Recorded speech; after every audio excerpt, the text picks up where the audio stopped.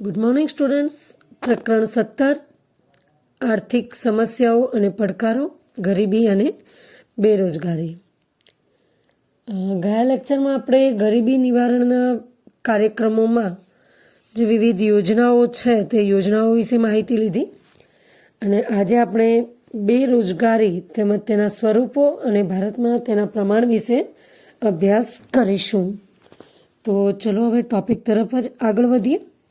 બેરોજગારી ભારતની વર્તમાન સમસ્યાઓ પૈકીની ગંભીર આર્થિક સમસ્યા બેરોજગારી છે. એટલે કે ભારતમાં વર્તમાન સમયમાં જે સમસ્યાઓ છે તેમાંની ગંભીર આર્થિક સમસ્યાઓ ગણીએ તો એ બેરોજગારી છે. બેરોજગારીના કારણે ગરીબી ઉદ્ભવે છે. આ સમસ્યા લાંબા ગાળાની અને અર્થતંત્રમાં ઊંડે ઘર કરી ગયેલી સમસ્યા છે. એટલે કે બેરોજગારીના કારણે ગરીબી ઉદ્ભવે છે, લોકોને રોજગાર મળતો નથી, એના કારણે તેમનું આર્થિક સ્તર છે એ નીચું રહે છે, તેનાથી જીવન ધોરણ નીચું જાય છે અને આમ ગરીબી ઉદ્ભવે છે. અને આ જે સમસ્યા છે બેરોજગારીની સમસ્યા એ ખૂબ લાંબા ગાળાની છે, તેમજ અર્થતંત્રમાં ઊંડે ઘર કરી ગયેલી સમસ્યા છે. એટલે કે વિશ્વના મોટાભાગના દેશો પણ બેરોજગારીની સમસ્યામાંથી પસાર થઈ રહ્યા છે. આ સમસ્યાને દૂર કરવા બહુ લાંબુ આયોજન જરૂરી હોય છે. એટલે કે આ જે સમસ્યા છે એ અર્થતંત્રના અંદર ઊંડે ઘર કરી ગયેલી હોય છે. એટલે એને દૂર કરવા માટે ખૂબ જ મોટા આયોજનો કરવા જરૂરી છે. અને એ પહેલાં કે ભાઈ બેરોજગારીને દૂર કરવી એ પહેલાં આપણે સમજવું પડે કે બેરોજગારી કયા કયા સ્વરૂપે આપણને જોવા મળે છે, બેરોજગારી આપણે કોને કહીશું, અને ત્યારબાદ બેરોજગારીનું પ્રમાણ કેટલા અંશે છે, અને ત્યારબાદ આપણે એને બેરોજગારીને દૂર કરવાના ઉપાયોને ધ્યાનમાં લઈ શકીએ. તો હવે જોઈએ બેરોજગારીનો અર્થ. તો જે પુખ્ત વયની વ્યક્તિ જેની ઉંમર 15થી 60 વર્ષની હોય, પુખ્ત વયની વ્યક્તિ કે જે 18 વર્ષ કે એનાથી ઉપરની છે તે, એટલે કે જેની ઉંમર અહીંયા આપી જ છે 15થી 60 વર્ષની આપી છે, જે બજારમાં પ્રવર્તતા વેતન દરે, અહીંયા આપણને આમ પુખ્ત વયનું આપ્યું, આપણે આમ ખાસ કરીને કે 18 વર્ષની ઉપરના લોકોની કલ્પના કરીએ છીએ, પણ આપણે જોયું છે કે સરકારના જે અમુક નિયમો મુજબ આપણે કે 14 વર્ષથી નાની ઉંમરના બાળકોને કોઈ મજૂરી રાખી શકે નહીં. એટલે અહીંયા આપણને 15થી 60 વર્ષની ઉંમરની વાત કરી છે કે જે પુખ્ત વયની વ્યક્તિ જેની ઉંમર 15થી 60 વર્ષની હોય, એના વચ્ચેનો સમય હોય, જે બજારમાં પ્રવર્તતા વેતન દરે, એટલે કે બજારમાં જે વેતન, જે ભથ્થું આપવામાં આવે છે તે વેતન દરે કામ કરવાની ઈચ્છા અને વૃત્તિ ધરાવતો હોય. બજારમાં જે કામ માટે જે વેતન આપવામાં આવે છે તે વેતનના દરે, એટલે કે તે વેતન મુજબ તે કામ કરવાની ઈચ્છા ધરાવતો હોય, એનામાં વૃત્તિ હોય, કામ કરવા યોગ્ય શક્તિ, યોગ્ય લાયકાત ધરાવતી હોય, એ જે તે વ્યક્તિ છે એ કામ કરવાને યોગ્ય શક્તિ ધરાવતી હોય અને લાયકાત ધરાવતી હોય, કામની શોધમાં હોય છતાં કામ મેળવી શકતો ન હોય તો તે વ્યક્તિ બેકાર કે બેરોજગાર કહેવાય. એટલે આપણે એવું વિચારી ના લઈએ કે જે વ્યક્તિને કામ નથી કરતો, 15થી 60 વર્ષના અંદરની વ્યક્તિ છે પણ કંઈ કામ નથી કરતો તો એ બેરોજગાર છે, એમ ન ગણી શકાય.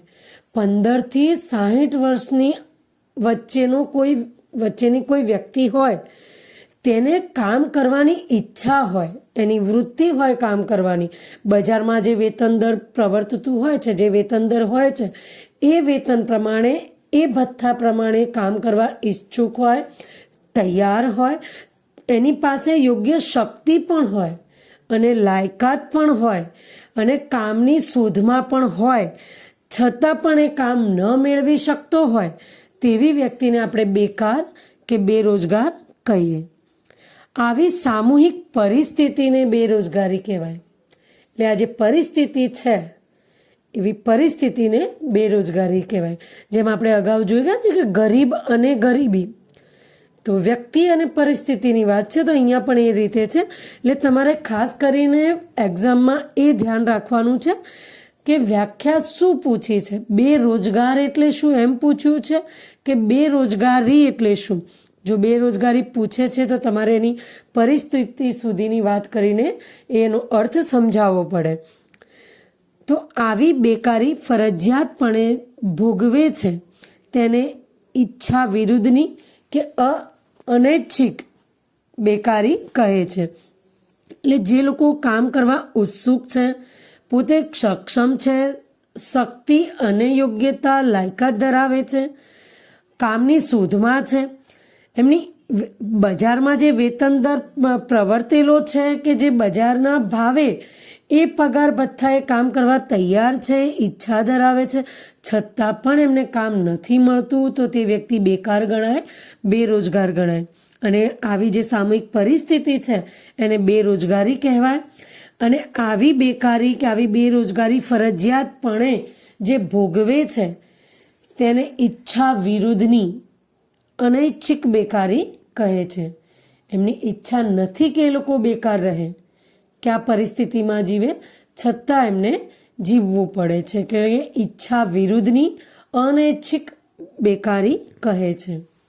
જો કોઈ વ્યક્તિ પ્રવર્તમાન બજારના વેતન દર કરતાં વધુ વેતન માગે, 15 થી 60 વર્ષ વચ્ચેની વય જૂથમાં જેનો સમાવેશ થતો ન હોય, અપંગ, અશક્ત, રોગિષ્ટ કે વૃદ્ધ, આળસુ, ગૃહિણી હોય, જેઓ શક્તિ હોવા છતાં કામ કરવાની વૃત્તિ કે તૈયારી ધરાવતા ન હોય, એવી વ્યક્તિઓ બેરોજગાર ગણાય નહીં. એટલે અહીં આપણને એ પણ વાતની ચોખવટ કરી છે કે એવી વ્યક્તિઓ બેરોજગાર ન ગણાય કે જે વ્યક્તિને બજારમાં જે વેતન દર, પ્રવર્તમાન વેતન દર છે એનાથી વધુ વેતન માગે છે. ત્યારબાદ કે 15 થી 60 વર્ષની વચ્ચેના જૂથમાં જેનો સમાવેશ ન થતો હોય, તો એ વ્યક્તિને આપણે બેરોજગાર નહીં ગણીએ. કોઈ અપંગ છે, અશક્ત છે, રોગિષ્ટ છે, વૃદ્ધ છે, આળસુ છે, કે પછી કોઈ ગૃહિણી છે, જેઓ શક્તિ હોવા છતાંય કામ કરવાની ઈચ્છા, વૃત્તિ કે તૈયારી ન ધરાવતા હોય, તો એવી વ્યક્તિઓને આપણે બેરોજગાર ગણીશું નહીં. એટલે કે એવી વ્યક્તિઓ બેરોજગાર ગણાય નહીં. એટલે પરીક્ષામાં જો બેરોજગારી કે બેરોજગાર વિશે પૂછે છે તો બને ત્યાં સુધી આપણે ટૂંકમાં નહીં પણ આ સમગ્ર બાબતોને લખાણમાં લેવી તે જરૂરી છે. બેરોજગારીના સ્વરૂપો. હવે બેરોજગારી છે કયા કયા સ્વરૂપે આપણે એને જોઈ શકીએ છીએ. તો ભારતીય અર્થતંત્રમાં બેરોજગારીના કેટલાય મુખ્ય સ્વરૂપો છે જે નીચે મુજબના જોવા મળે છે. એક છે ઋતુગત બેરોજગારી. આમાં પણ આપણે જોવાનું છે કે જે શબ્દ છે એ શબ્દો પરથી આપણે સમજી જઈએ કે આમાં કઈ બાબત હશે. ઋતુગત બેરોજગારી. તો ભારતમાં કૃષિ ક્ષેત્રે સિંચાઈની અપૂરતી સગવડો, વરસાદની અનિયમિતતા અને વૈકલ્પિક રોજગારીની તકોના અભાવે 3 થી 5 માસ બેરોજગાર રહેવું પડે છે. તેને ઋતુગત કે મોસમી બેરોજગારી કહે છે. કે ઋતુના આધારે એ કામ કરે છે, માટે અમુક ઋતુ સમય દરમિયાન કૃષિ ક્ષેત્રની વાત છે તો એમને બેકાર બેસી રહેવું પડે છે. તો ભારતમાં કૃષિ ક્ષેત્રે આપણે જોઈએ છે કે સિંચાઈની અપૂરતી સગવડો છે, વરસાદ પણ અનિયમિત છે, અનિશ્ચિત છે, અને એના બદલામાં વૈકલ્પિક રોજગારીની તકોનો અભાવ છે. એટલે કૃષિની બદલામાં એટલે કે એક વિકલ્પમાં બીજી કોઈ રોજગારી છે નહીં, તો વૈકલ્પિક રોજગારીની તકોના અભાવે 3 થી 5 માસ 3 થી 5 મહિના દરમિયાન બેરોજગાર રહેવું પડે છે. તેથી તેને ઋતુગત કે મોસમી બેરોજગારી કહે છે. હવે છે ઘર્ષણજન્ય બેરોજગારી. તો આ શબ્દ પરથી પણ આપણે સમજી શકીએ કે કોઈક એવી બાબત હશે જેમાં ક્યાંક ઘર્ષણ થતું હશે. તો જૂની ટેકનોલોજી અને નવી ટેકનોલોજીની વાત છે. તો જૂની ટેકનોલોજીના સ્થાને નવી ટેકનોલોજી આવે ત્યારે અમુક સમય માટે શ્રમ બેરોજગાર બને, તેને ઘર્ષણજન્ય બેરોજગારી કહે છે. અહીંયા શ્રમ એટલે કે એવી વ્યક્તિઓ છે જે શ્રમ કરે છે, જેના દ્વારા કાર્ય થાય છે, કાર્ય કરવા માટે ઉત્સુક વ્યક્તિઓ છે, એને આપણે ઇકોનોમિક્સની ભાષામાં શ્રમ કહીએ છીએ. તો જૂની ટેકનોલોજીના સ્થાને નવી ટેકનોલોજી આવે ત્યારે અમુક સમય માટે શ્રમ બેરોજગાર બને છે. તેને ઘર્ષણજન્ય બેરોજગારી કહે છે. જેમ કે કોઈ જૂની ટેકનોલોજીની સામે કોઈ નવી ટેકનોલોજી કે નવા યંત્રો આવે છે, તો સ્વાભાવિક છે કે એ યંત્રોનો ઉપયોગ કેવી રીતે કરવો, એના દ્વારા કેવી રીતે કામ કરવું, તો એના માટે લોકોને તાલીમ લેવી પડે. એ વસ્તુઓના યંત્રોના ઉપયોગ એ પદ્ધતિથી એ કામ કરવા માટે લોકોને એનું શિક્ષણ લેવું પડે છે અને તાલીમ લેવી પડે છે. એટલે ત્યાં સુધી એ અમુક સમય માટે જે શ્રમ છે, કામ કરનાર ઉત્સુક વ્યક્તિઓ છે, એ બેરોજગાર બને છે, જેને ઘર્ષણજન્ય બેરોજગારી કહે છે. હવે છે માળખાગત બેરોજગારી. તો ભારતીય અર્થતંત્ર પછાત અને રૂઢિચુસ્ત છે. સામાજિક પછાતપણું છે, પરંપરાગત રૂઢિઓ છે, રિવાજો, નિરક્ષરતા અને માળખાકીય સુવિધાઓનો અભાવ વગેરેના કારણે માળખાગત બેરોજગારી જોવા મળે છે. આપણે જોઈએ છીએ કે ભારતીય અર્થતંત્ર જે છે પછાત છે, રૂઢિચુસ્ત છે.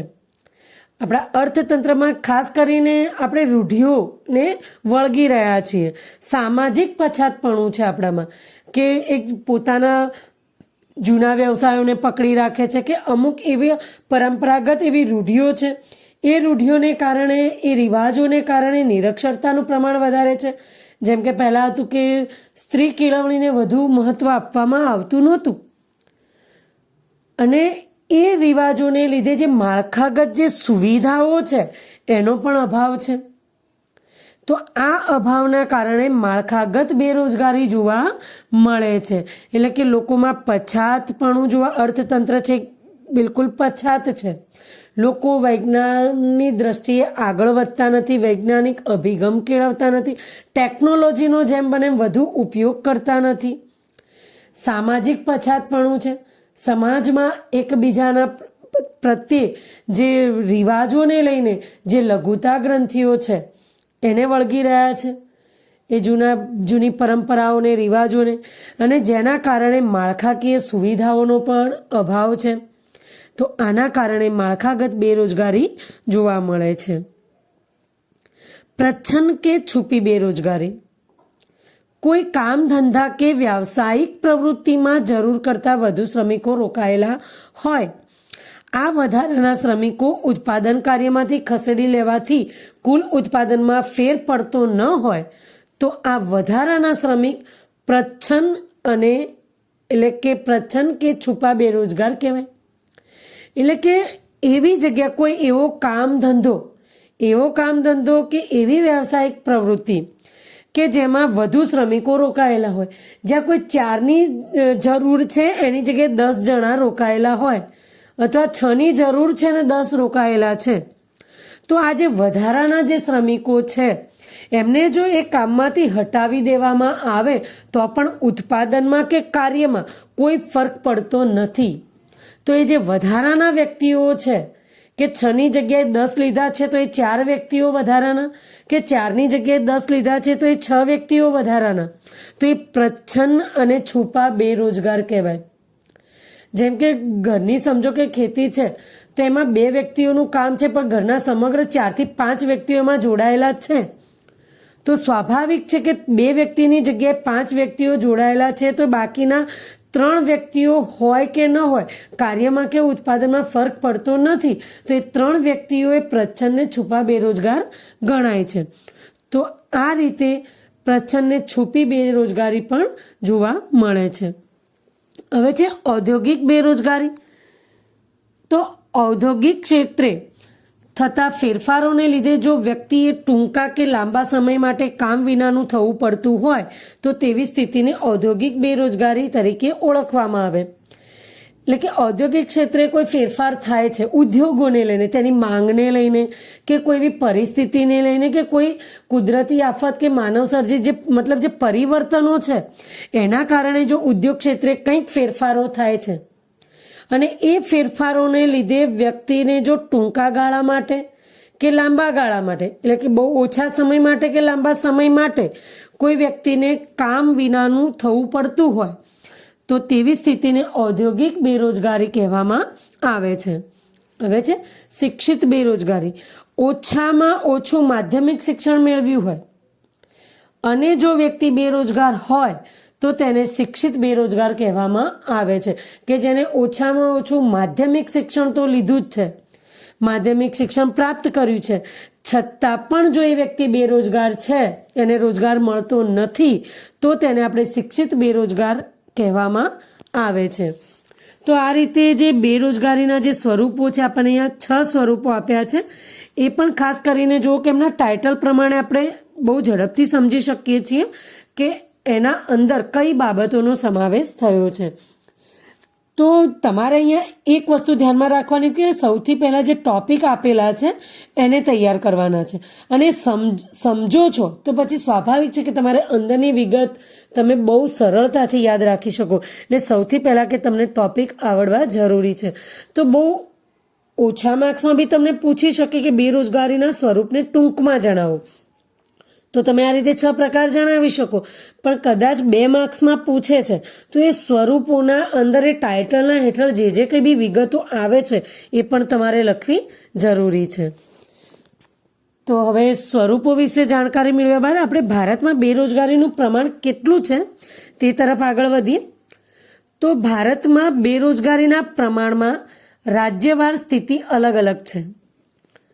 રોજગાર વિનિમય કચેરીમાં રોજગાર વાંચ્છુઓની નોંધણી કરવામાં ઉદાસીનતાને કારણે સંખ્યામાં તેનું ચોક્કસ પ્રમાણ કે અંદાજ કાઢવો મુશ્કેલ છે.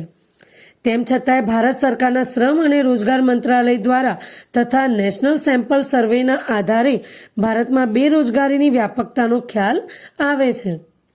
એટલે કે બેરોજગારીનું પ્રમાણ કેટલું છે એ જાણવું એટલું સરળ નથી, કારણ કે રોજગાર વિનિમય કચેરીમાં જે બેરોજગાર લોકો, જે લોકો રોજગારી મેળવવા માગે છે તેવા લોકો ત્યાં નોંધણી કરાવતા હોય છે. તો રોજગાર વિનિમય કચેરીમાં રોજગાર વાંચવું એટલે કે રોજગાર મેળવવાની ઈચ્છા ધરાવનાર વ્યક્તિઓ, વાંચવું એટલે ઈચ્છા ધરાવનાર વ્યક્તિ. તો રોજગાર વાંચુઓની જે નોંધણી કરાવવામાં જે ઉદાસીનતા જોવા મળે છે, તો એના કારણે એ સંખ્યાઓનું ચોક્કસ પ્રમાણ જાણી શકાતું નથી કે અંદાજ કાઢવો પણ મુશ્કેલ બને છે. છતાં પણ ભારત સરકારના શ્રમ અને રોજગાર મંત્રાલય દ્વારા નેશનલ સેમ્પલ સર્વે એટલે કે NSSના આધારે ભારતમાં બેરોજગારીની વ્યાપકતાનો ખ્યાલ આવે છે. એટલે કે NSSને શ્રમ રોજગાર મંત્રાલય દ્વારા જે રાષ્ટ્રીય સ્તરે અમુક બાબતોના આંકડાઓ નક્કી કરે છે અને જેનો ખ્યાલ આવે છે કે અમુક બાબતોને લઈને કે જે ચોક્કસ આંકડાઓ છે કે સર્વે કરવામાં આવે છે, ને એ સર્વેના આધારે જેમ કે ગરીબીની હદ છે, એની તીવ્રતા કેટલી છે, કે રોજગારીનું પ્રમાણ કેટલું છે, તો આ બધી બાબતોનું સર્વે કરવામાં આવે છે. તો આ લોકો દ્વારા શ્રમ અને રોજગાર મંત્રાલય દ્વારા અને નેશનલ સેમ્પલ સર્વેના આધારે ભારતમાં બેરોજગારીની વ્યાપકતાનું પ્રમાણ કેટલું છે તેનો ખ્યાલ આવે છે. 2011ની વસ્તી ગણતરીએ 2011માં જ્યારે વસ્તી ગણતરી થઈ એના આધારે 116 મિલિયન લોકો બેરોજગારીની શોધમાં હતા. 32 મિલિયન લોકો અશિક્ષિત બેરોજગારો અને 84 મિલિયન શિક્ષિત બેરોજગારો હતા. એટલે એવા કેટલાય વ્યક્તિઓ હતા જે અશિક્ષિત છે. 32 મિલિયન લોકો જે બેરોજગાર હતા, જે અશિક્ષિત હતા. એટલે આ આંકડા યાદ રાખવા જરૂરી છે. 84 મિલિયન શિક્ષિત બેરોજગારો હતા જેઓની ઉંમર 15થી 24 વર્ષની છે. તેવા અંદાજે 4.70 કરોડ લોકો બેકાર હતા. આ 2011ની વસ્તી ગણતરીના આધારે છે. હવે લેબર બ્યુરોના સર્વે મુજબ ભારતમાં 2013-14માં બેરોજગારીનો દર 5.4% જોવા મળ્યો અને ગુજરાતમાં દર 1012 વ્યક્તિઓ એટલે કે દર 1000 એટલે 1012 વ્યક્તિઓ એટલે 1.2% બેરોજગાર હતા, એટલે કે બેરોજગારી જોવા મળી. ભારતમાં 2009-10ના દરે 1000 શહેરી વિસ્તારમાં 34 વ્યક્તિઓ એટલે કે 3.4%, જ્યારે ગ્રામ્ય વિસ્તારમાં 16 વ્યક્તિઓ એટલે 1000ના દરે 1000ના દરે ગ્રામ્ય વિસ્તારમાં 16 વ્યક્તિઓ એટલે કે 1.6% લોકો બેરોજગાર હતા. શિક્ષિત બેરોજગારોનું પ્રમાણ શહેરોમાં વધુ જોવા મળ્યું હતું. 2013માં સ્ત્રીઓનો બેરોજગારી દર 7.7% જોવા મળ્યો હતો. તો અહીં તમારે યાદ રાખવું પડશે. ઘણીવાર એવું બને કે થોડું વધુ માર્ક્સમાં 2 માર્ક્સમાં સમગ્ર વિગત પણ પૂછે અને ક્યાંક ખાલી જગ્યામાં ક્યાંક જોડકામાં કે ખરા ખોટામાં પણ આ આંકડા તમને પૂછી શકે છે. તો એ યાદ રાખવા જરૂરી છે. વર્ષ પ્રમાણે અને એ વર્ષમાં શહેરોમાં કેટલા હતા, ગામડામાં કેટલા હતા, ત્યારબાદ શિક્ષિત બેરોજગાર કેટલા હતા, અશિક્ષિત બેરોજગાર કેટલા હતા અને સ્ત્રીઓમાં બેરોજગારીનું પ્રમાણ કેટલું જોવા મળ્યું તે બાબત પણ ધ્યાનમાં લેવી જરૂરી છે. હવે જોઈએ કે ભારતમાં સિક્કિમ, કેરાલા, પશ્ચિમ બંગાળ, ઉત્તર પ્રદેશ, છત્તીસગઢ, જમ્મુ કાશ્મીર, ત્રિપુરા જેવા રાજ્યોમાં બેરોજગારીનું પ્રમાણ વધુ જોવા મળ્યું છે. જ્યારે હિમાલય પ્રદેશ, હરિયાણા, કર્ણાટક, ચંદીગઢ અને ગુજરાતમાં બેરોજગારીનું પ્રમાણ ક્રમશઃ નીચું રહ્યું છે. ગુજરાતમાં રોજગારીના ક્ષેત્રે સારી અને નોંધનીય પરિસ્થિતિ છે. એટલે કે બેરોજગારીનું પ્રમાણ આપણે એમ બી પ્રશ્ન પૂછી શકીએ કે વધુ પ્રમાણ ક્યાં જોવા મળ્યું? તો સિક્કિમ, કેરાલા, પશ્ચિમ બંગાળ, ઉત્તર પ્રદેશ, છત્તીસગઢ, જમ્મુ કાશ્મીર અને ત્રિપુરા. તો અહીંયા બેરોજગારીનું પ્રમાણ ઊંચું જોવા મળ્યું છે. ત્યારબાદ હિમાચલ પ્રદેશ, હરિયાણા, કર્ણાટક, ચંદીગઢ અને ગુજરાતમાં બેરોજગારીનું પ્રમાણ ક્રમશઃ નીચું રહ્યું છે. અહીંયા ક્રમશઃ શબ્દ આપ્યો છે એ પ્રમાણે છે અને ગુજરાતમાં રોજગારીના ક્ષેત્રે સારી એવી નોંધનીય પરિસ્થિતિ છે. હવે જોઈએ કે ભારતમાં એક અંદાજ મુજબ ઉચ્ચ શૈક્ષણિક લાયકાતવાળા 15% લોકો યુવાનો છે. ઉચ્ચ શૈક્ષણિક લાયકાતવાળા જે ઉચ્ચ શૈક્ષણિક લાયકાત ધરાવે છે એવા 15% લોકો યુવાનો છે.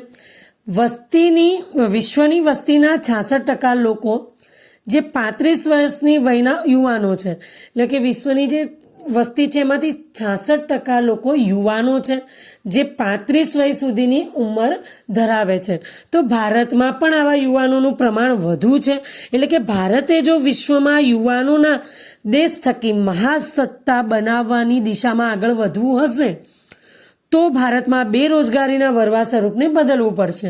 એટલે કે ભારતને જો વિશ્વમાં યુવાનોના દેશ થકી પોતાના દેશને મહાસત્તા બનાવવાની હશે, મહાસત્તા બનાવવાની દિશામાં ભારતને જો આગળ વધવું હશે કે યુવાનોના થકી યુવાનો દ્વારા ભારતને મહાસત્તા બનવાની દિશામાં જો આગળ વધવું હશે તો ભારતમાં રહેલી બેરોજગારીના વરવા સ્વરૂપને બદલવું પડશે. એ જરૂરી છે. તો ભારતમાં બેરોજગારીની સમસ્યા વધુ ઘેરી બનવા પાછળ મુખ્ય જવાબદાર કારણોમાં વસ્તીમાં વધારો, માત્ર ને માત્ર સૈદ્ધાંતિક જ્ઞાન, પ્રાયોગિક જ્ઞાનનો અભાવ, ટેકનિકલ જ્ઞાન અને કૌશલ્યનો અભાવ, પૂર્ણ કક્ષાની રોજગારી ઊભી કરી શકવામાં નિષ્ફળતા, ખેતી ક્ષેત્રે વરસાદની અનિયમિતતા અને જોખમનું વધુ પ્રમાણ, કૃષિ વ્યવસાયમાં રસ ઘટવો, સિંચાઈની અપૂરતી સગવડો, ખેતી સિવાયના સમયમાં વૈકલ્પિક રોજગારીના અભાવે બેકાર બેસવું પડે, કુટીર ઉદ્યોગ, ગૃહ ઉદ્યોગ, લઘુ ઉદ્યોગની નબળી સ્થિતિ, જ્ઞાતિ પ્રથા, સંયુક્ત કુટુંબ વ્યવસ્થા, પરંપરાગત વ્યવસાય અને કૌટુંબિક ધંધામાં જ રોકાયેલા રહેવું પડે, અન્ય નવા વ્યવસાય કે ઉદ્યોગ શરૂ કરવામાં સાહસનો અભાવ, જ્ઞાન, કૌશલ્ય, તાલીમ અને અનુભવની ખામી, શ્રમની અગતિશીલતા, માનવ શ્રમનું ખામી ભરેલું આયોજન, ઔદ્યોગિક વિકાસનો ધીમો દર, બચત વૃત્તિનો ઓછો દર, તેની મૂડી સર્જન દરમાં ઘટાડો થવો, પરિણામે નવા ધંધા ઉદ્યોગોના રોકાણના અભાવે શરૂ ન થઈ શકવા જેવા અનેક કારણો છે. આપણને પૂછી પણ શકે કે ભારતમાં બેરોજગારીની સમસ્યા વધુ ઘેરી બની છે, એના કારણો જણાવો, આવો પ્રશ્ન પૂછે ત્યારે આપણે આ જવાબને લખવાના રહે. ત્યારે તમે એક પેરેગ્રાફ નહીં પણ અલગ અલગ એરો કરીને અલગ અલગ વાક્ય લખીને આ સમસ્યા એટલે કે આ કારણો તમે રજૂ કરી શકો કે ભાઈ ભારતમાં બેરોજગારીની સમસ્યા વધુ ઘેરી બની છે. એનું મુખ્ય કારણ શું છે? તો મુખ્ય કારણોમાં જોઈએ કે ભારતમાં વસ્તી વધારો, વસ્તી કૂદકે ને ભૂસકે વધી રહી છે. ત્યારબાદ જોઈએ કે માત્ર ને માત્ર સૈદ્ધાંતિક જ્ઞાન છે, પ્રાયોગિક જ્ઞાનનો અભાવ છે. લોકો પુસ્તકીય જ્ઞાન મેળવે છે, પ્રયોગો કરવા, સંશોધન કરવું, નવું સાહસ કરવું એ વૃત્તિ લોકોમાં નથી. ટેકનિકલ જ્ઞાન અને કૌશલ્યનો અભાવ છે. એટલે ટેકનોલોજીને ધ્યાનમાં લઈને લોકો જ્ઞાન અને કૌશલ્યની બાબતમાં લોકો હજી પણ પાછળ છે. પૂર્ણ કક્ષાની રોજગારી ઊભી કરી શકવામાં નિષ્ફળતા. એટલે સમગ્ર રીતે વ્યક્તિઓ દરેક પોતપોતાના જ્ઞાન મુજબ જે રોજગારી મેળવે, પોતામાં રહેલા હુનર પ્રમાણે રોજગારી મેળવી શકે એમાં લોકો હજી સુધી પણ નિષ્ફળ છે. ખેતી ક્ષેત્રે વરસાદની અનિયમિતતા છે, જોખમનું પણ વધુ પ્રમાણ છે. વરસાદના આધારિત ખેતી થઈ રહી છે, સિંચાઈની સગવડ ઓછી છે. ત્યારબાદ જોઈએ કે કૃષિ વ્યવસાયમાં રસ ઘટવો. કૃષિ વ્યવસાયમાં લોકોનો રસ ઘટતો જાય છે. ભારત એક કૃષિ પ્રધાન દેશ છે, બહુ સારા એવા સંસાધનો આપણી પાસે છે, પરંતુ ભણેલા ગણેલા લોકો કૃષિ ક્ષેત્રથી દૂર જઈ રહ્યા છે. એટલે કૃષિ ક્ષેત્રે નિરક્ષરતા જોવા મળી છે અને કૃષિ વ્યવસાયમાં ભણેલા ગણેલા વ્યક્તિઓનો રસ ઘટતો જાય છે. તેના કારણે પણ બેરોજગારી જોવા મળે છે. ત્યારબાદ સિંચાઈની અપૂરતી સગવડો. સિંચાઈની અપૂરતી સગવડો છે. ખેતી સિવાયના સમયમાં વૈકલ્પિક રોજગારીના અભાવે. આપણે હમણાં જોયું કે ભાઈ કૃષિ ક્ષેત્રે જે પ્રચ્છન્ન કે છુપી બેરોજગારીની બી વાત છે કે ઋતુગત બેરોજગારીની વાત છે, તો આવી બેરોજગારી અહીં જોવા મળે છે કે જ્યાં 2 વ્યક્તિની જરૂર છે અને 4 વ્યક્તિઓ રોકાયેલા છે. તો એની સામે કોઈ એવા સમય, જો ઋતુગત બેરોજગારી છે તો એ જે સમજો કે 3 કે 5 માસ દરમિયાન જે વ્યક્તિઓ બેરોજગાર બેસી રહે, તો સામે કોઈ વૈકલ્પિક વ્યવસાય હોવો જરૂરી છે, જે એનો અભાવ છે. ત્યારબાદ જોઈએ કે લોકો આપણા જે રિવાજો છે કે કુટીર ઉદ્યોગો, લઘુ ઉદ્યોગો અને ગૃહ ઉદ્યોગોની જે નબળી સ્થિતિ છે, એ ઉપરાંત જ્ઞાતિ પ્રથા, સંયુક્ત કુટુંબ વ્યવસ્થા, પરંપરાગત અને કૌટુંબિક ધંધામાં જ રોકાવું એક પરંપરા છે, રૂઢિઓ છે. જેમ આપણે જો કે એક માળખાગત બેરોજગારી જોવા મળી, રૂઢિચુસ્ત અને પછાત અર્થતંત્ર છે આપણું. તો લોકો જે ભારતીયો છે, જે આપણા ભારતના જે લોકો છે, ત્યાં શું છે કે સંયુક્ત કુટુંબ વ્યવસ્થામાં માને છે. જ્ઞાતિ પ્રથા છે. જ્ઞાતિ પ્રથાના લીધે પણ આપણે ક્યાંક ને ક્યાંક ગરીબી કે બેરોજગારીનો સામનો કરી રહ્યા છીએ, કારણ કે સમાજમાં જ લોકોને, પોતાના સમાજમાં જ વ્યક્તિઓને એકબીજાની સાથે વ્યવહાર રાખવા છે. ત્યારબાદ બાળકની ઈચ્છા પ્રમાણે એને જે ફિલ્ડમાં જવું છે કે જે યોગ્ય જ્ઞાન લેવું છે તે પણ નથી મેળવી શકતો. ઘણી બધી સમસ્યાઓ છે કે એને આપણે અહીંયા બહુ ટૂંકમાં આપી છે અમુક શબ્દો વાપરીને. બાકી જોવા જઈએ છીએ તો આ સમસ્યાઓ ઊંડે ઊંડે ઘર કરી ગઈ છે. તો જ્ઞાતિ પ્રથા છે, સંયુક્ત કુટુંબ વ્યવસ્થા છે, પરંપરાગત વ્યવસાય અને કૌટુંબિક ધંધામાં જ રોકાયેલા રહેવું પડે કે એમના જે વ્યવસાયો છે, જે જૂનામાં જૂના પરંપરાથી ચાલ્યા આવ્યા છે, એ વ્યવસાયોમાં જ એમને રોકાવાનું છે કે વ્યક્તિ કંઈક આગળ વિશેષ ભણીને અન્ય ધંધો ન કરે તેવી પણ તેમની રૂઢિઓ તેમને એ કરવા દે છે. તો અન્ય નવા વ્યવસાય કે ઉદ્યોગ શરૂ કરવામાં સાહસનો પણ અભાવ છે. નવા ઉદ્યોગો શરૂ કરવા, નવો વ્યવસાય કરવો, એમાં એક સાહસ વૃત્તિ હોવી જરૂરી છે. તો આ સાહસનો પણ અભાવ છે. જ્ઞાન, કૌશલ્ય, તાલીમ અને અનુભવની પણ ખામી છે. લોકોની પાસે યોગ્ય કૌશલ્ય નથી, યોગ્ય જ્ઞાન નથી, ક્યાંક તાલીમનો અભાવ છે અને અનુભવની પણ ખામી જોવા મળે છે. શ્રમની અગતિશીલતા. શ્રમનું ગતિશીલ હોવું વધુ જરૂરી છે. અહીંયા આપણે જોયું કે શ્રમ શું છે ઇકોનોમિક્સની પરિભાષામાં. ભાઈ શ્રમ એટલે કે કાર્ય કરવા માંગતું, કાર્ય કરનાર વ્યક્તિ, કાર્ય કરવા ઉત્સુક વ્યક્તિઓ. તો શ્રમની અગતિશીલતા છે કે શ્રમનું એક જગ્યાએથી બીજી જગ્યાએ જવું, એ કામ માટે ક્યાંય પણ જઈ શકે અને ક્યાંયથી પણ આપણે કામ માટે કોઈ પણ વ્યક્તિને બોલાવી શકીએ. તો શ્રમનું જે આદાન પ્રદાન છે, જે ગતિશીલતા છે, એ ઓછી છે. એટલે અહીં શ્રમ અગતિશીલ જોવા મળ્યા છે. આપણને આ ટોપિક પર પાછળ આના પર વિસ્તારથી છે જ અભ્યાસમાં. આપણો જે ટોપિક છે વિશ્વ શ્રમ બજાર, એમાં આ જ વાત છે કે શ્રમની અગતિશીલતા છે. શ્રમનું ગતિશીલ રહેવું એ દેશના વિકાસ માટે જરૂરી છે. માનવ શ્રમનું ખામી ભરેલું આયોજન, એટલે કે આયોજન છે એ ખામીયુક્ત છે. શ્રમનું અગતિશીલ શ્રમ છે એનું કારણ બી એ જ છે કે યોગ્ય આયોજન નથી, ખામી ભરેલું આયોજન છે. ઔદ્યોગિક વિકાસનો ધીમો દર છે, એટલે કે ઉદ્યોગ ક્ષેત્રે વિકાસ હજી થઈ શક્યો નથી.